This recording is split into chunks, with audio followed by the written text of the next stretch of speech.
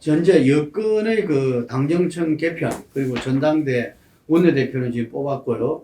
5월 2일 날, 5월 9일 날 하려고 하는 전당대를 오히려 땡겼어요. 우리는 이게 뭔가 이렇게 그 비대위 체제라든지 전면적 쇄신을 위해서는 전당대에도 좀 늦춰지고 그 다음에 그 대선 후보 경선도 9월에서 좀 늦춰지지 않겠나 이렇게 분석을 했었는데 이야기들이 많았었죠. 그런데 오히려 일정들을 다 땡겼습니다.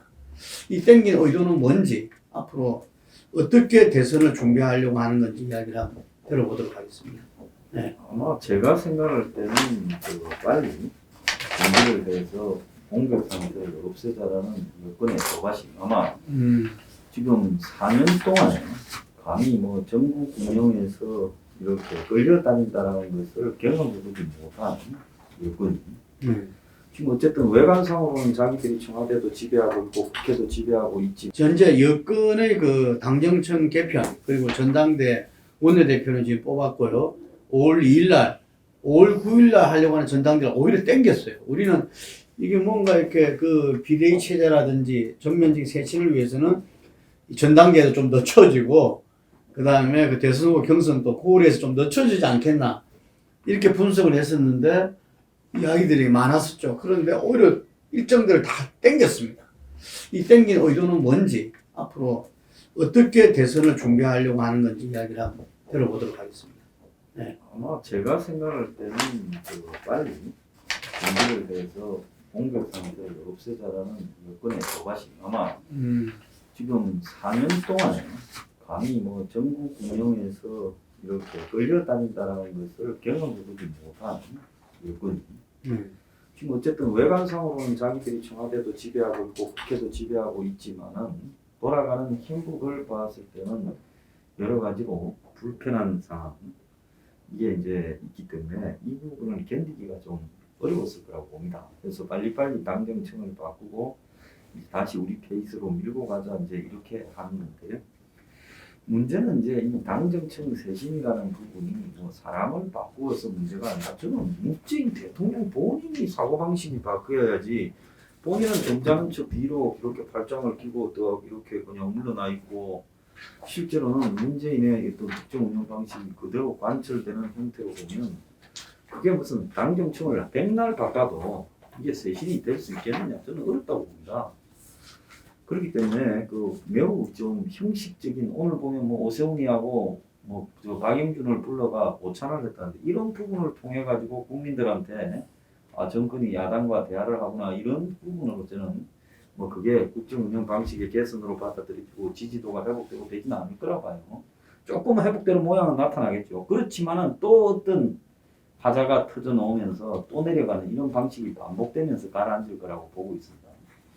그런 관점에서 보자고 한다면 제가 볼 때 여권이 지금 대선을 갖고 갈 거냐 개헌을 할 거냐라는 부분에 대해서 지금 아직 판단을 못 내리고 개헌 쪽으로 조금씩은 이렇게 기우는 모습도 보이는 게 아닌가 이래 보여요. 오늘 국회에서 뭐 토론회 한다면요. 권력 구조대에서. 네. 6월 1일 날 개헌 토론회도 하고. 그래서 지금 정세균도 주장하고 박병석 국회의장이 총대 내고 나서고 있고 또 여권에서 지금 그 이번에 5월 2일 날 이제 새로운 지도부가 출범하면 비전위원회가 만들어갖고 개헌을 다룬대요. 말로는 뭐 공약으로 내걸고 당선된 대통령이 1년 안에 개헌한다지만 그 누가 당선되고 난 뒤에 개헌하겠습니까? 그래서 당선자의 개헌 공약이나 뭐 1년 안에 한다거나 이런 거는 공허한 부분이라고 보고요. 개헌을 하겠다면 11월 달 전에 이제 치러야 되겠죠.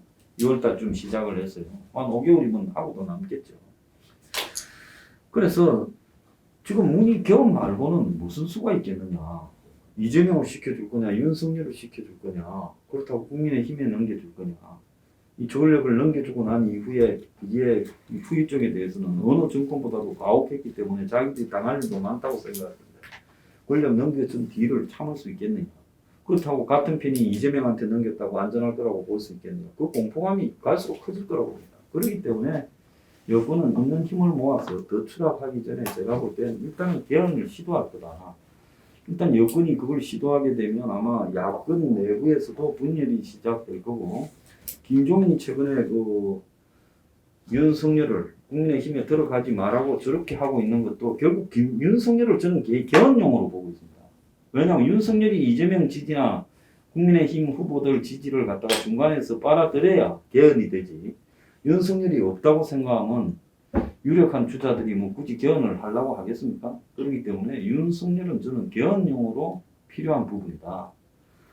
그리고 조중동이 윤석열을 띄우는데 조중동이 개헌을 가장 원하고 있다. 이렇게 봅니다. 그래서 보수 일각의 이데올로그 역할을 하는 조중동이 개헌을 원하고 문 정권의 핵심에서 개헌을 원하면 이제 개헌을 시도할 거다. 저는 그걸 보고 있어요. 나중에 세 번째로 그 이야기는 오겠지만은 예. 그거 외에 지금 나머지 뭐 빠져나갈 방법 별로 없다고 보고 있어요. 김부겸 총리에 대해서는 어떤 평가를 하십니까? 뭐 다른 사람보다 원만한 걸 했죠. 또 특히 여태까지 호남에 축을 두고 있다가 영남으로 옮겨서 자신의 안방에 표를 좀 지키겠다 이런 부분도 있고 또 나름 개혁적인 임무를 했다 이렇게 이제 시도를 했다고 보는데요. 근데 문 정권 하에서의 총리를 누가 하든 그 총리가 뭔가를 할 수 있겠는가? 좀 그런 부분 때문에 그 총리의 역할이라는 이미지이지 실질적으로 총리가 할 수 있는 역할은 없을 것이라고.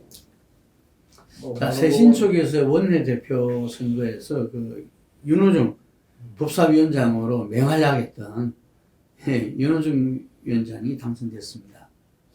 그거는 어떡할까요? 그 당정청의 그냥 일관된 그 입장은 저는 조금 전에 왜 전당대회를 서두르려고 하느냐 당연하죠. 국면 전환이죠.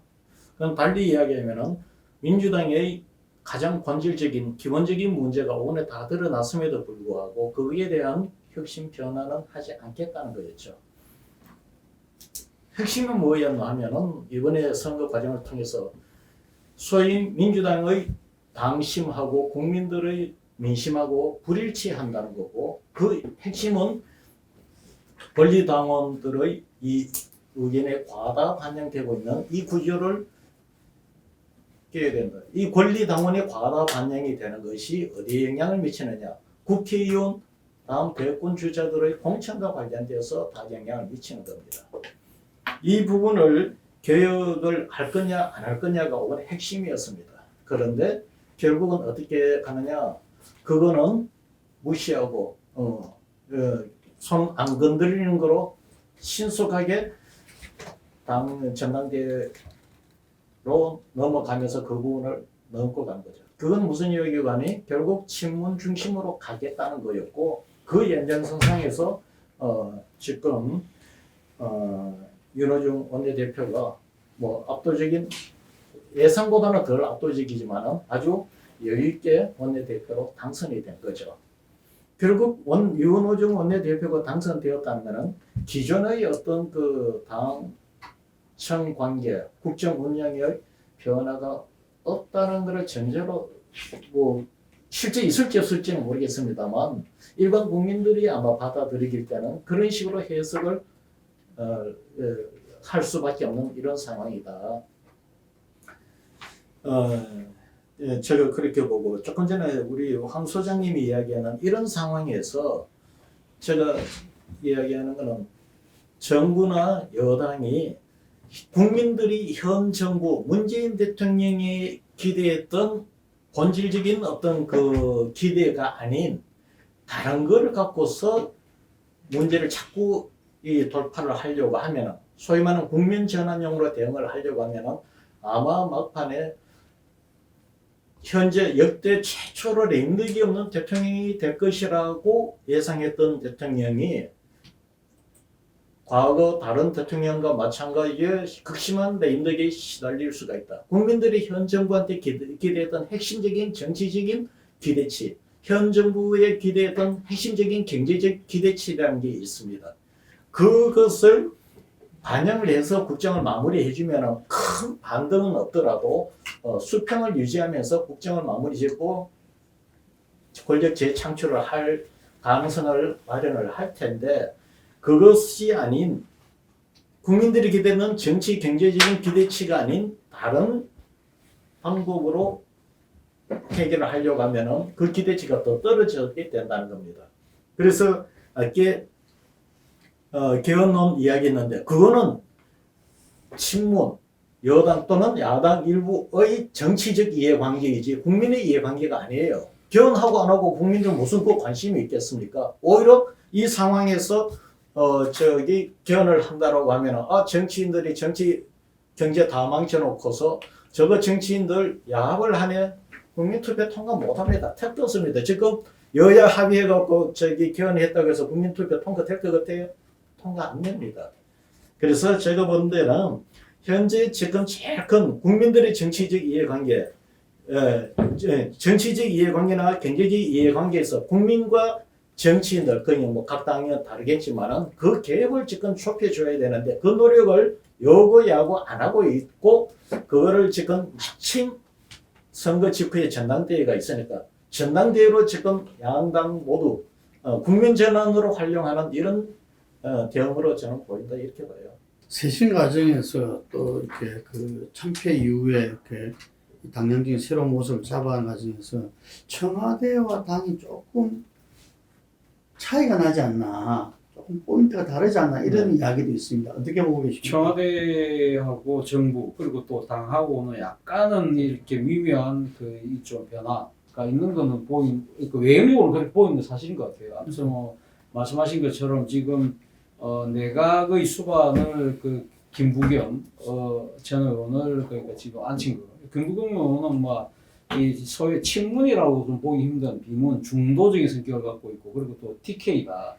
그런 측면에서 본다고 한다면 약간은 그러니까 통합적인 그런데 좀 방점을 두고 한 것 같고요. 그리고 또 청와대의 이 정치 참모를 할 수 있는 정무수석을 이철희 전 의원을 시켰는데 이철희 전 의원이 제가 기억하기로는 대통령의 그 임명장을 받는 사람이 그 발탁되고 난 뒤에 그 일종의 뭐랍니까 발탁 소감으로 이야기하면서 노라고 이야기할 수 있는 참모가 되겠다고 이야기하는 경우는 저는 처음 들었습니다. 그 정도로 상당히 그러니까 나름대로 뭔가 조금 융통성을 갖고 뭔가 이 조금 정부를 풀어나가게 하겠다는 그러한 의지가 보이기 때문에 아까 말씀하신 것처럼 그러니까 정부하고 청와대의 뭔가 기류가 조금 변하는 거 아닐까. 그리고 앞서 우리 함 소장님 말씀하셨지만 오늘 오세훈 서울시장하고 박영준 부산시장을 대통령이 그 단독으로 그러니까 야당으로 그 인사만 불러서 공개적으로 이렇게 밥을 먹는 거는 제 기억으로는 역대 대통령도 별로 그런 적이 없었거든요. 그러니까 특히 문재인 대통령이 혼밥한다고 청와대에서 혼밥한다고도 막 그런 이야기가 나올 정도인데 이런 스타일의 변화 같은 경우는 아마 이철희 정무수석의 작품이 아닐까. 나름대로 그러니까 여야 협치의 모양새를 보이겠다는 것인데 문제는 아까 지적하셨지만 과연 근본적으로 변할 것이냐. 그 부분에 대해서는 조금 저는 퀘스천 마크를 갖고 있는 겁니다. 지금 왜냐하면 이번에 그 민주당에서 이 원내대표 선거에서 이번 참패가 그 재보선에서 참패되고 난 뒤에 초선언도 중심으로 해서 변화와 쇄신에 바라는 목소리가 바로 나왔지만 그러나 이거 결국 뚜껑을 열어보니까 지금 뭐 일방적인 그 결과, 그러니까 소위 말해 강성 친문으로 일컬어지는 윤호중 의원이 원내대표가 되었다. 그리고 윤호중 원내대표가 이번 그 이 선거 과정에서 했던 이야기 중에 하나가 개혁의 박차거든요. 개혁의 박차이기 때문에 이러한 부분들이 과연 지금 그 이 재보선에서 나타났던 민심의 그 지금 그 원하는 것이 좀 변화와 쇄신 이거하고 좀 동떨어진 거 아니냐. 그렇다고 한다면 청와대나 정부는 외형적으로는 약간은 그러니까 통합이나 협치의 모습을 보이지만 그러나 실질적으로 정치를 이끌어가는 그 이 영향력이 클 수밖에 없는 이 정권 말기에 정당은 좀 더 강성 친문 쪽으로 가는 이러한 부분들이 그러니까 지금 약간 엇박자로 보이지만 결국 속내는 이 지금 그러니까 변화와 쇄신보다는 단합과 결속 그걸 통해서 정면 돌파하겠다는 의지를 아마 분명히 하고 있는 것 같아요. 근데 아까 그 바로 앞서 그 우리 사회자께서 말씀하셨던 부분이 왜 그러면 민주당은 이번 그 재보선에서 지고 난 뒤에 소위 말하는 비대위 체제를 가지 않고 전당대를 땡겨서 할까? 저는 이게 어떻게 보면 민주당이 지금 이번에 적인 짓지만 아마 이 강성 친문을 중심으로 해서 아직까지 내년 대선에 자신 있다 이런 생각을 갖고 있는 것 같아요.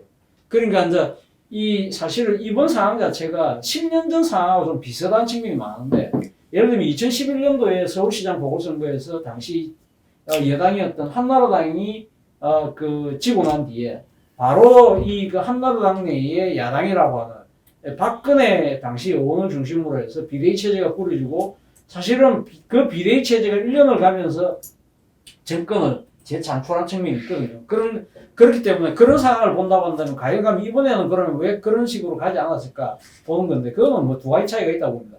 당시 현직 대통령이 이명박 대통령이 사실은 그때 2011년 서울시장 보궐선거에 지면서 완전히 레임덕으로 빠져버렸거든요. 근데 문재인 대통령은 아직까지 그 단계는 아니라고 아마 지금 여당 인사들도 생각하고 청와대 스스로도 그런 생각을 하는 것 같아요. 그렇기 때문에 지금 모든 전국의 주도권을 그러니까 여당의 비대위 체제에게 넘겨줄 수 없다는 생각을 분명히 갖고 있는 것 같고 그리고 또 당시는 박근혜 같은 아주 그런 이 여권 내에 강력한 장악력을 행사할 수 있는 사람이 없다.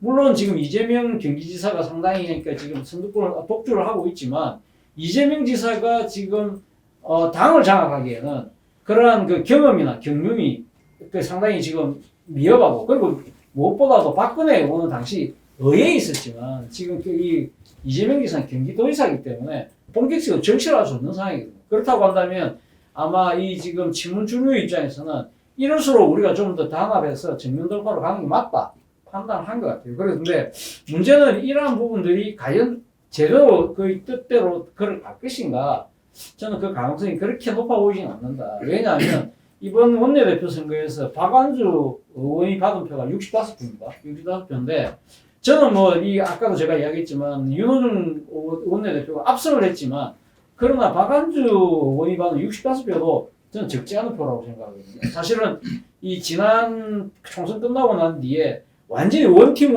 하면서 당내에 다른 목소리가 전혀 허용이 안 됐는데 이 65표가 지금 민주당 내에 초재선 의원이 한 120명 정도 되는데 그 절반의 목소리를 차지한다. 그렇다고 한다면 지금 당의 그러니까 리더들 주류의 생각과는 달리 지금 물밑으로는 상당히 지금 우리가 변화하고 뭔가 다른 식의 모색을 하는 이야기들이 있다고 한다면 이러한 부분들이 아마 향후 차기 그 대선 경선 과정에서는 상당히 아마 이 지금 그 여권 내 기류를 복잡하게 만들 하나의 동력이 되지 않을까라는 생각이 듭니다. 예. 그 문재인 대통령이 그 정권 출범 이후에 이번 정권은 그 민주당 정부다 이런 걸 강조했었죠. 그래서 민주당이 중심이 돼서 그런 촛불 개혁을 추진해 나가겠다 이런 말을 했는데 실제적으로는 청와대 정부다. 네. 청와대가 다 좌지우지하고 해갖고 당은 아주 혹자는 여의도 거수기다 이런 말을 들을 정도로 그렇게 이제 국정 운영을 해왔는데 이제는 그 시기 자체가 지금 집권 4년기를 갖다가 넘어서면서 이제 당이 중심이 될 수밖에 없는 당이 내년 그 대선을 치러내야 되고 그리고 지금 과정에서는 당의 여러 정책이라든지 이런 부분들에 대해서 지금 종부세에 대한 조정 이야기가 나오고 있는데 그런 정책들에 대해서 다시 한 번 더 살펴보고 또 그 수정할 게 있으면 수정하고 또 새롭게 내놓을 것은 내놓고 이런 평가를 그 후보군과 함께 아울러서 이렇게 국민들한테 평가받을 수밖에 없는 그런 시기인데 그랬을 때 저는 이 김부겸 총리 이철희 정무의 발탁은 실제로 그 문재인 지금 대통령 그리고 청와대의 기조를 갖다가 좀 느끼게 할 수 있죠. 뭔가 변화를 가져가겠다라고 이야기를 하고 그 속에서 지금 오세훈 시장, 박영준 시장 오찬도 하고 그 자리에서 오세훈 시장이 그 두 전직 대통령 사면을 건의했다고 그러는데 그런 부분들을 가져가겠지만 이 임기 만년차 대통령으로서는 어차피 국민통합 행보를 할 수밖에 없는 거죠. 이게. 그런데 당은 좀 그렇지 않다. 이런 생각들을 다들 지적하셨는데 저 역시도 지금 현재 그 이번 선거를 하고 대선을 앞둔 상태에서 당정청의 여권의 이 전면적인 쇄신이 요구되는 민심인데 과연 그 민심에 답할 수 있을까?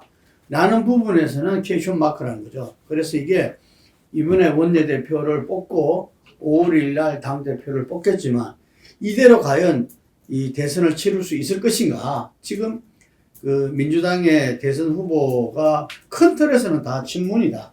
그 친문에서 서로 간에 예를 들면 선거울 진거울 이런 차이는 있을 따름이겠지만 그랬을 때 이 민주당만으로서 지금 현재의 그 여건이 그런 전면적인 쇄신을 해낼 수 있을까? 뭐 이런 부분들이 금방 좀 전에 지적하신 이전에 2011년도 말부터 2012년은 박근혜 후보라는 아주 강력한 썬파워가 있었기 때문에 그런 부분들이 가능했는데 좀 뭐 어떤 측면에서는 그 이재명 지사가 한계는 있지만 그런 역할을 해야 되는 거 아닌가? 뭐 선거 끝나고 며칠 동안 이렇게 이 모습을 드러내지 않다가 지금 SNS로 재개하고 여의도도 다녀가고 뭐 그랬죠. 예. 그런데 뭐 그 부분을 굉장히 깊이 있게 고민하리라 봅니다. 고민하리라 보고 새롭게 대선 주자에 나서 뭐 정세균 총리도 이제 이 새롭게 대선 주자에 나섰고 이낙연 총리 같은 경우도 전 대표 같은 경우도 이렇게 마지막 기회 한 분을 위해서 뭐 모든 걸 던지지 않겠나 이래 싶은데 과연 당과 이 대선 후보군이 국민들이 바라는 그런 쇄신, 전면적인 쇄신에 응답할 수 있을까에 대해서는 좀 불안한 마음이 있을 수밖에 없다. 그리고 그것이 또 한 번의 과정을 거쳐야 될지도 모르겠다 이런 생각이 듭니다. 이 부분에서 한 번씩 이야기 좀 더 하시죠. 네, 근데 제가 볼 때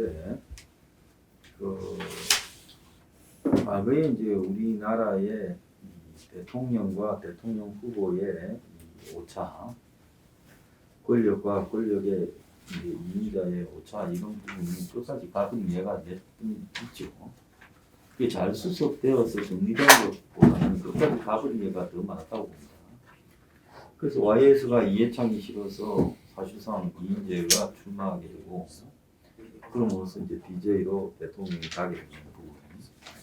또 이 근래에 보게 되면 박근혜 정권이 뭐 촛불 탄핵됐다라고 하지만 그 이전에 가장 큰 이유는 지금 당시 구 여권 내부에서 있었던 분열, 즉 박근혜와 김무성 대표와의 이 공천 충돌. 그래서 옥새를 들고 날라니부터 시작되면서 온갖 모습들이 공천 과정에서 아주 진풍경을 초래했어요. 자, 그것이 결국은 지지안을 총선을 지게 만들었고 그렇게 되면서 이제 그 이후부터 벌어지는 부분이 여권 내부의 균열이 왔고 결국 탄핵도 구 여권 내부의 일부가 가담을 해서 탄핵을 시키는데 입조했답니다. 그러니까 이제 최고 권력과 대권 주자나 뭐 이인자 간의 어떤 충돌이라는 것은 이게 수습이 되어가 정리되기보다는 갈 때까지 가버리는 경우가 매우 많은데 현재로서 봤을 때는 제가 볼 때 정세균이나 이낙연 이런 순치된 후보는 사실상 후보로서의 역할을 이제 거의 상실해 가고 있다라고 보고 있습니다. 그러면 여권의 대선 후보라는 것은 사실 보면 이재명이 하나 남아 있는 건데 그 이재명에 대해서 문 정권이 용인을 해서 극적인 타협을 하고 가는 부분에 문도 그걸 믿을 거고 이재명도 그걸 믿을 거라고 서로 생각할 수 있겠어요.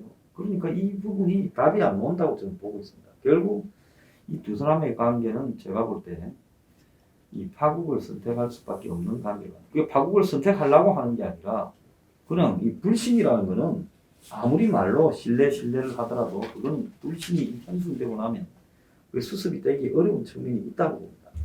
그러니까 그 부분을 놓고 이제 나머지 부분들을 어떻게 갈 건가를 고민하려니까 이제 민 입장에서는 왜 안희정도 제거되고 박원순도 자살하고 이런 사태가 벌어졌는가 하고 이제 폐가 좀 아쉬운 부분이 있겠죠. 독자성을 가지고 있는 대선 후보들이 사라지고 이 관변 대선 후보와 그렇지만 독자성을 가지고 있지만은 자기 편이 아닌 그래서 여기에 문에 가장 큰 불운이 담겨 있다고 봐요. 저는 잘 안 될 거라고 보고 있습니다. 이재명 지사에 대해서 뭐 여러 가지 지금 이야기가 있는데 하여튼 여권에서는 뭐 가장 중심적인 문제 아니겠나 이렇게 싶습니다. 사태는 뭐 탈당론도 나왔지만 이재명 지사가 그런 일은 결코 없다라고 이야기를 했죠. 사실 이런 상황에서 민주당이 현 상황을 타개를 하려고 하면은 제일 좋은 방법은 아까 제가 이야기했던 현 여권 대통령의 기대했던 부분들을 늦게나마 정책적으로 수습해 나가는 게 좋은데 그렇지 않고서는 다른 방법으로는 여기 차기 당 지도부, 차기 대권 주자들이 나서면서 새로운 미래에 대한 비전이나 공약을 하고 하면서 치고 나가주는 것이 하나의 방법이에요. 근데 지금 원내대표는 그런 부분에서 실패해버린 것 같고 당대표하고 차기 대권 레이스에서 그 부분이 좀 두드러져 줘야 되는데 뭐 똑같은 논리예요. 그 부분에 있어서 이 지금 뭐 실질적으로 지금 당 대표보다 더 무서운 게 뭐 소위 말하는 그 대거 부대가 댓글이 더 무서우니까 지금 이런 당의 어떤 이런 분위기 구조 자체가 안 바뀌고는 소신 있게 누가 뭘 해 나갈 수도 없고 그런 상황에서 대권이든 자기 대권 주자할 수 있는 여지는 특히 없다. 특히 대권 주자는 경선을 1차적으로 먼저 신경을 써야 돼요. 국민들보다도 당심을 먼저 신경을 써야 되기 때문에 경선 끝나기 전까지는 더더욱 대권 주자는 발목이 잡혀 있을 것이다. 그러다 보면은 원래 대권 주자가 뽑히기 전까지는 민주당에 대고 새로운 어떤 탈출을 모시기는 참 어려울 것이다. 이렇게. 물론 당 대표가 누가 되어서 당 대표가 되어갖고 정권을 행사해갖고 예상치 못한 어떤 강한 드라이브 걸면은 그 방법이 있을 수가 있겠죠. 이재명 지사는 뭐 지금 기자들한테 예를 들어서 금방 말씀하신 그 친문 강경파를 이야기하는 것 같은데 그거는 한 1000명 정도만 댓글 거부하면 네. 정지된다고 이런 이야기를 했어요. 어제 응. 그 국회 와서 그 얘기를 했죠. 그런데 저는 뭐 지금 이 향후 그러니까 지금 여건의 기로에서 저는 두 가지 주목되는 변수가 지금 5월 2일 그러니까 지금 민주당의 당 대표 선거 결과가 어떻게 나올 것이냐.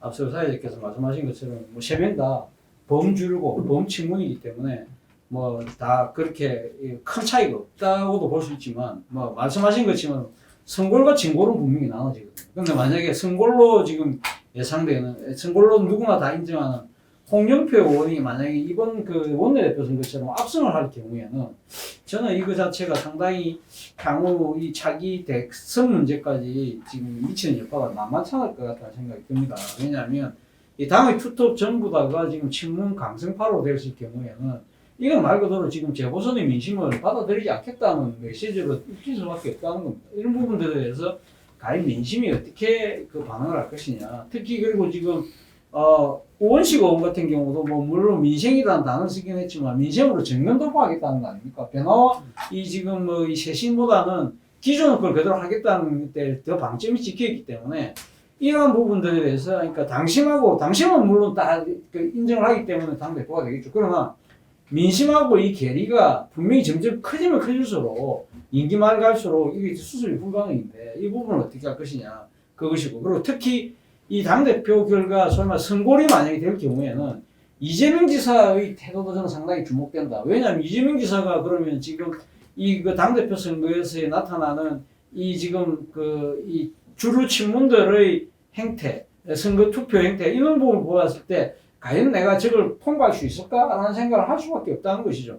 그렇기 때문에 이런 부분들이 저는 상당히 아마 큰 작용을 할 것이라고 생각이 드는데 바로 이런 부분들 때문에 아마 이재명 지사는 앞서 말씀하신 것처럼 댓글에 대한 이야기를 하긴 했지만 뭐 친문 뭐 그렇게 댓글하는 사람은 한 1000명 차단하면 된다는 이야기지만 쉽게 말하면 이거잖아요. 니네들은 떠들어라. 나는 내 갈 길 가겠다는 뜻이거든요.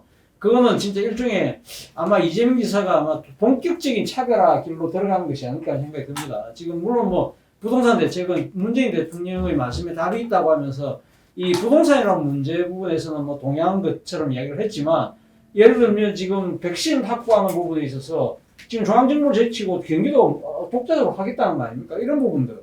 그리고 지금 또 이번 재보선에 나타난 민심을 상당히 그러니까 자기는 받아들이겠다는 그러한 이 부분들은 당내에서 지금 진행되고 있는 거하고는 상황이 좀 다르다. 이러한 부분들을 차별화가 그럼 결국은 지금 이재명 지사 입장에서는 차별화를 통해서 그러면 가겠다는데 그런 부분들에 있어서 그러면 과연 민주당이라는 테두리가 과연 이 골격을 유지될 수 있을까라는 이 의구심마저 드는 상황이다. 그렇기 때문에 저는 당장은 지금 5월 1일 날로 5월 당대표 선거 결과 그리고 거기에 대한 이재명 지사가 어떻게 대응할 것이냐 이 두 가지가 향후 지금 대선 국면에서의 아마 여건의 기류를 아마 가늠하는 큰 강자가 되지 않을까 생각이 듭니다. 네. 지금 그 말씀하신 이 이재명 지사의 앞으로의 그 행보가 점점 더 주목받을 수밖에 없다. 그리고 문재인 정부 정책에 내는 아까 이 무능한 정책 때문에 이 민심이 돌아선 게 가장 큰 프로테이지로 나왔었는데 그 부분에 대해서 여러 가지 본인의 기본소득론에다가 지금 부동산 정책이라든지 어쨌든 그 슬로건을 공정 경계로 잡았잖아요. 그랬을 때 지금 가장 핵심 연령계층이라고 볼 수 있는 20, 30대를 어떻게 다시 마음을 잡을 것이냐 이런 부분에서 가지고 공정성과 정의 뭐 이런 부분들을 내세우는 행보를 하지 않을까 싶어요. 그래서 이런 부분들이 당과 어떻게 조화롭게 가느냐 저는 어느 정도 갈등과 마찰은 있을 수밖에 없다. 또 국민들은 미래 권력에 대한 새로운 어떤 부분을 갖다가 새로움을 원하기 때문에 저는 필연적이라 봐요. 그게. 예, 그런데 과연 그 당에서 이렇게 정권 재창출을 위해서 친문 강경파들의 어떤 변화 쇄신은 어떤 측면에서는 생존권 차원으로 된다면은 그렇게 안 갈 수도 없다고 저는 봅니다. 예, 그렇기 때문에 정권 재창출이 안 되고 정권 교체가 됐을 때 겪는 것을 상상을 한다면은 저는 그 어떤 결정도 할 수 있지 않겠나 싶은데 그때까지의 친문 독자 후보에 대한 어떤 생각들을 계속 가져갈 것이냐 그건 아닌 현실을 갖다가 받아들이고 어떤 대선판을 짜느냐 뭐 이게 달려있는데 어쨌든 기간은 지금 멀지 않았어요. 지금 5월 2일 날 전당대회를 하고 9월 달을 갖다가 또다시 지금 새로운 지도부에서 연기하기는 좀 어렵지 않겠나 싶거든요. 그러면 4개월 뒤에 본격적 선거로 뛰자면 한 3개월 정도 남은 기간이기 때문에 상당히 새로운 그런 변화는 어렵지 않겠나. 오히려 변화는 저는 한다면 그 이후에 있을 수 있다. 이렇게 보는 거죠. 이 경선에서 후보를 뽑았는데, 예를 들면 그게 이 여론조사에 의한 가상대결이나 경쟁력에서 현저히 떨어질 때는 그 현재 진보 세력 전반이 범진보에서 새로운 대안을 모색하지 않겠나 싶은데 지금 현재 당으로서는 뭐 어쨌든 그 길로 갈 수밖에 없고 그 부분의 변수는 어쨌든 이재명 지사한테 있다 이렇게 보여집니다.